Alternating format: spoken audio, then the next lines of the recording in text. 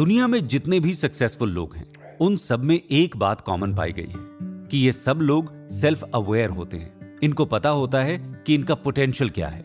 आपको भी अगर प्रोफेशनल लाइफ में सक्सेस चाहिए तो उसके लिए बहुत जरूरी है कि आप सेल्फ अवेयर हों। आप अपनी स्ट्रेंथ और वीकनेस को पहचानें। इसीलिए इस बाइट का फोर्थ की इनसाइट है कि आपको अपनी स्ट्रेंथ और वीकनेस का की आइडिया होना चाहिए। तभी आप आसानी से उन पर काम करके अपने गोल को अचीव कर सकते हैं। दोस्तों, लाइफ में फेलियर के अलग अलग रीजंस हो सकते हैं। हो सकता है आप हर एक काम को कल पर टाल देते हो, या फिर आपके अंदर पैशन की कमी हो। ऐसे में अगर आप सेल्फ अवेयर हैं तो आपको मालूम होता है कि आपकी वीकनेस क्या है। तब आप खुद ही अपने आप की काउंसलिंग करके अपने सक्सेसफुल होने के चांस को बढ़ा सकते हैं। अपने बारे में ज्यादा सेल्फ अवेयर बनने के लिए आपको ज्यादा कुछ नहीं, बस एक ऑनेस्ट सेल्फ एनालिसिस करना होगा।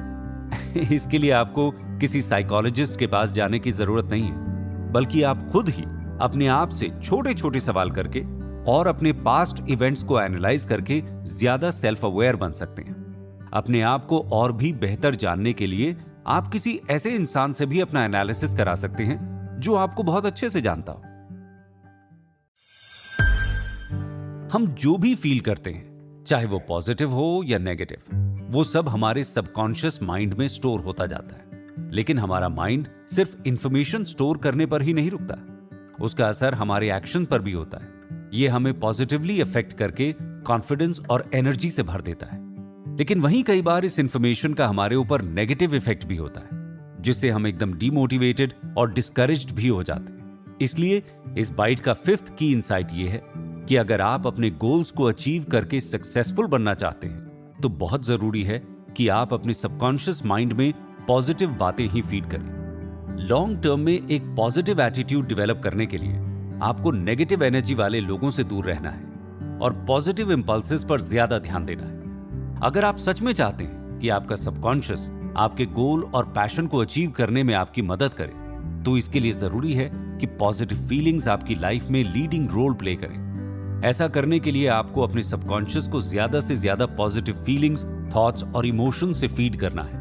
ऐसा करने से हमारा माइंड ऑटोमेटिकली हमारे आसपास के एनवायरनमेंट से पॉजिटिव चीजों को अट्रैक्ट करेगा और आपके गोल अचीव करने में एक अच्छा गाइड बन जाएगा। वहीं अगर आप अपने माइंड को नेगेटिव इमोशंस जैसे हेट, एंगर, रिवेंज से फीड करते हैं तो आसपास के एनवायरनमेंट से सिर्फ नेगेटिव चीजें अट्रैक्ट होंगी और आप बर्बादी के रास्ते पर चल देंगे। इसलिए आप जिंदगी में जिस दिन ऐसे नेगेटिव लोगों के ओपिनियन से अफेक्ट होना बंद कर देते हैं और नेगेटिव थॉट से दूर रहना शुरू कर देते हैं, तो समझ लीजिए कि सक्सेस की ओर आपने सबसे बड़ा ऑब्स्टिकल ऑलरेडी पार कर लिया। एक रिसर्च में लगभग 25,000 ऐसे लोगों की लाइफ को एनालाइज किया गया जिनको अपनी प्रोफेशनल लाइफ में फेलियर झेलना पड़ा। उसका मेन रीजन ये पता चला कि ज्यादातर केसेस में डिटर्मिनेशन की कमी की वजह से उन्हें फेलियर का सामना करना पड़ा। वहीं दूसरी ओर जब मिलियनेयर्स के सक्सेस स्टोरीज को एनालाइज किया गया तो पता चला कि उन सभी लोगों में दो बातें कॉमन थी। पहली तो ये कि सबकी डिसीजन मेकिंग एबिलिटीज बहुत बढ़िया थी, और दूसरी बात ये कि कोई भी डिसीजन लेने के बाद वो उस डिसीजन के साथ लास्ट तक फर्मली खड़े रहते हैं। इसलिए इस बाइट का सिक्स्थ की इनसाइट ये है कि जो भी इंसान अपनी मंजिल तक पहुंचता है वो बाकी लोगों से अलग होता है, क्योंकि वो अपने डिसीजंस खुद लेता है और उसकी जिद उसे उस मंजिल तक पहुंचा देती है। लाइफ में सक्सेसफुल वही होता है जो जिद करता है। इससे आपके अंदर एक एनर्जी जाग जाती है जो किसी भी काम को सक्सेसफुल बनाने में मदद करती है। फोर्ड कंपनी के फाउंडर हेनरी फोर्ड अपने इसी अंदाज के लिए जाने जाते थे। वो हमेशा हर सिचुएशन में अपने डिसीजंस के साथ खड़े रहते थे। बहुत लोगों की एडवाइस के बाद भी उन्होंने अपनी फेमस कार के मॉडल को नहीं बदला और इसी मॉडल को बेचकर उन्होंने बहुत सारा प्रॉफिट भी कमाया।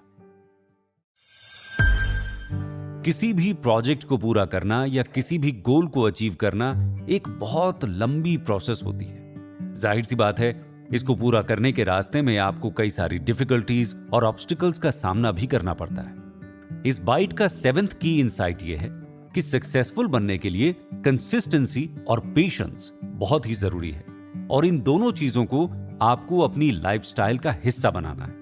कंसिस्टेंसी और पेशेंस वो दो इंपॉर्टेंट पिलर्स हैं जो आपको सक्सेसफुल बनने में बहुत हेल्प करते हैं, और जल्दबाजी में किया हुआ काम हमेशा खराब ही होता है।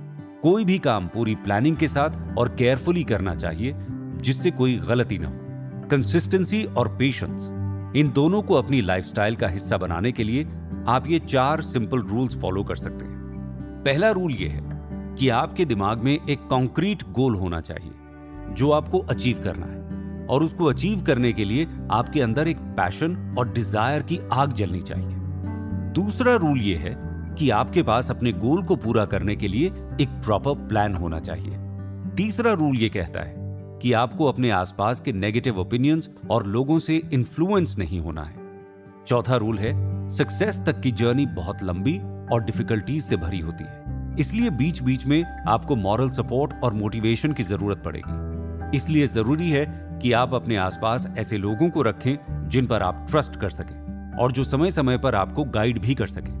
और आप अपने गोल की तरफ मोटिवेटेड रहने के लिए सुबह शाम आईने के सामने खड़े होकर अपने गोल को याद कर सकते हैं। इससे आपके सबकॉन्शियस माइंड में आपका गोल फिट हो जाएगा और उसको पूरा करने के लिए आप जी जान लगा देंगे। दुनिया में हर एक सक्सेस स्टोरी की शुरुआत एक आइडिया से होती है, और हर एक आइडिया के पीछे होती है हमारे माइंड की इमेजिनेशन। इलॉन मस्क आज इतने बड़े और सक्सेसफुल बिजनेसमैन हैं, लेकिन उनकी सक्सेस की शुरुआत भी एक आइडिया से ही हुई थी। उन्होंने अपने दिमाग में इमेजिन किया था कि कैसे वो अपनी कंपनी बिल्ड करेंगे, और फिर उन्होंने उस पर काम करना शुरू किया। हमारे दिमाग में एक क्रिएटिव वर्कशॉप होती है जो हमारे सपनों को आइडियाज में बदलती है और फिर आइडियाज को रियलिटी में बदल देती है। इसीलिए इस बाइट का की इनसाइट ये है कि हमारी इमेजिनेशन में वो ताकत है जो हमारे सपनों को रियलिटी में बदल सकती है। इसलिए लगातार अपनी इमेजिनेशन पावर को प्रैक्टिस करके बढ़ाते रहिए। हमारी इमेजिनेशन के 2 पहलू होते हैं, पहला क्रिएटिव इमेजिनेशन और दूसरा सिंथेटिक इमेजिनेशन। क्रिएटिव इमेजिनेशन की मदद से हमारा माइंड कुछ एकदम नया और यूनिक क्रिएट कर सकता है। म्यूजिक कंपोजर्स, राइटर्स और विजुअल आर्टिस्ट इस इमेजिनेशन का इस्तेमाल ऐसा कुछ नया क्रिएट करने में करते हैं जो पहले कभी किसी ने नहीं बनाया हो। दूसरी ओर सिंथेटिक इमेजिनेशन पुराने आइडियाज को ही नए कॉम्बिनेशन में अरेंज कर देता है। बहुत सारे सॉफ्टवेयर कंपनीज और स्मार्टफोन कंपनीज इस इमेजिनेशन का यूज नया प्रोडक्ट बनाने के लिए करती हैं। हम क्रिएटिव और सिंथेटिक इमेजिनेशन का एक साथ यूज करके कुछ बहुत बढ़िया और यूनिक क्रिएट कर सकते हैं। एग्जाम्पल के लिए हम कोको कोला कंपनी के फाउंडर एसा कैंडलर को देख सकते हैं। लगभग 150 साल पहले एक सर दर्द की मेडिसिन के लिए उन्होंने कोको कोला ड्रिंक की शुरुआत की थी। हालांकि कोको कोला की रेसिपी उनकी ओरिजिनल नहीं थी, बल्कि उन्होंने एक फार्मासिस्ट से वो रेसिपी खरीदी थी। उन्होंने अपनी सिंथेटिक इमेजिनेशन से एक सर दर्द की दवाई को कोको कोला ड्रिंक में बदल दिया, और फिर अपनी क्रिएटिव इमेजिनेशन से ऐसी मार्केट स्ट्रेटजी बनाई जिससे उनका प्रोडक्ट उनकी बहुत बड़ी सक्सेस साबित हुआ। हमारी इमेजिनेशन एक स्किल की तरह होती है, इसलिए इसे सही ढंग से काम करने के लिए जरूरी है कि आप लगातार इसकी प्रैक्टिस करते रहें। जैसे एक मसल को एक्टिव और फ्लेक्सिबल रखने के लिए ट्रेनिंग और एक्सरसाइज करते हैं, उसी प्रकार आपको इमेजिनेशन को प्रोडक्टिव और पावरफुल बनाने के लिए जरूरी है कि आप लगातार उसको नए नए चैलेंजेस देकर उसकी प्रैक्टिस करते रहें। अभी तक के सफर में हमने जाना कि कैसे सक्सेसफुल लोगों के अंदर अपने गोल को लेकर एक डिजायर और पैशन की आग जलती रहती है। उनके अंदर की डिजायर इतनी स्ट्रांग होती है कि किसी भी कीमत पर वो लोग अपना गोल अचीव कर ही लेते हैं। उम्मीद है कि आपको थिंक एंड ग्रो रिच की ये